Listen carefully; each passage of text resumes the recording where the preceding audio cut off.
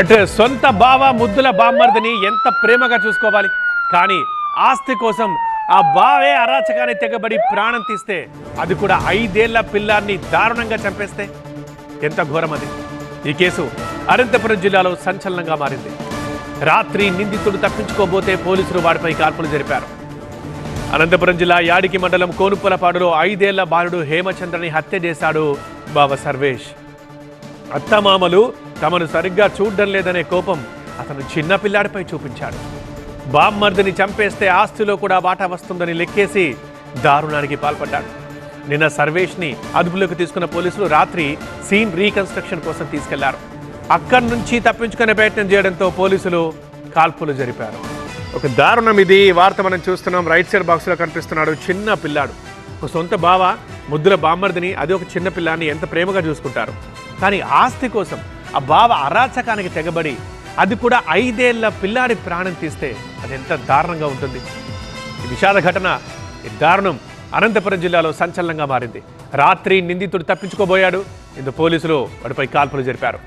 ఇంతకీ ఏం జరిగిందంటే, అనంతపురం జిల్లా యాడికి మండలం కోనుప్పలపాడులో మనం సర్వేష్ని చూస్తున్నాం. ఫస్ట్ బాక్స్లో అతడే నిందితుడు, ఈ దారుణం చేసిన దుర్మార్గుడు. కోనుప్పలపాడులో 5 ఏళ్ల బాలుడు హేమచంద్రని హత్య చేశాడు బావ సర్వేష్. అత్తమామలు తమను సరిగ్గా చూడడం లేదు అన్న కోపం సర్వేష్కుంది. ఆ కోపాన్ని చిన్న పిల్లాడిపైన చూపించాడు, అది కూడా చంపేశాడు.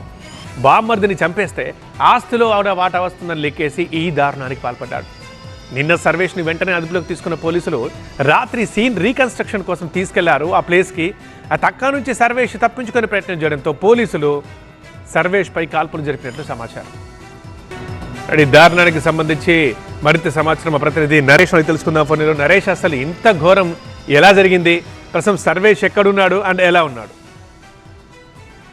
ప్రస్తుతం సర్వేష్ 2 కాళ్లకు కూడా తీవ్ర గాయాలైనట్టుగా తెలుస్తుంది. ఎందుకంటే పోలీసులు నిన్న హత్య చేసిన తర్వాత సీన్ రీకన్స్ట్రక్షన్ లో భాగంగా రాత్రి సర్వేష్ ను ఎక్కడైతే కుందనకోట అటవీ ప్రాంతంలో బాలుడు హేమచంద్ర హత్య జరిగిందో ఆ ప్రదేశానికి తీసుకెళ్ళడం జరిగింది.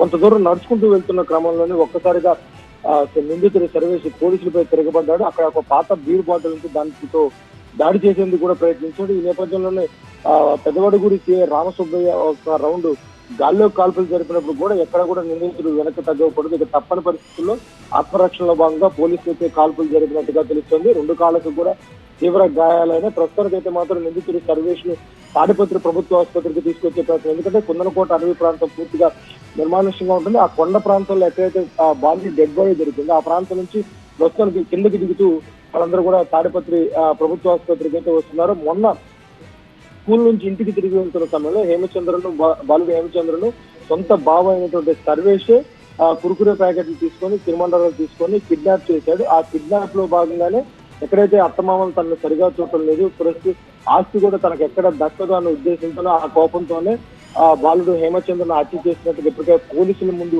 ఒప్పుకున్న నేపథ్యంలో నిన్న సీన్ రీకన్స్ట్రక్షన్ లో భాగంగా కిడ్నాప్ ఎలా చేశాడు, కిడ్నాప్ చేసిన తర్వాత బాలుని ఎక్కడికి తీసుకెళ్లాడు అనే దానిపై సీన్ రీకన్స్ట్రక్షన్ చేస్తున్న భాగంగానే ఈ సంచలన ఘటన అయితే చోటు చేసుకుంది. ఓకే నరేష్.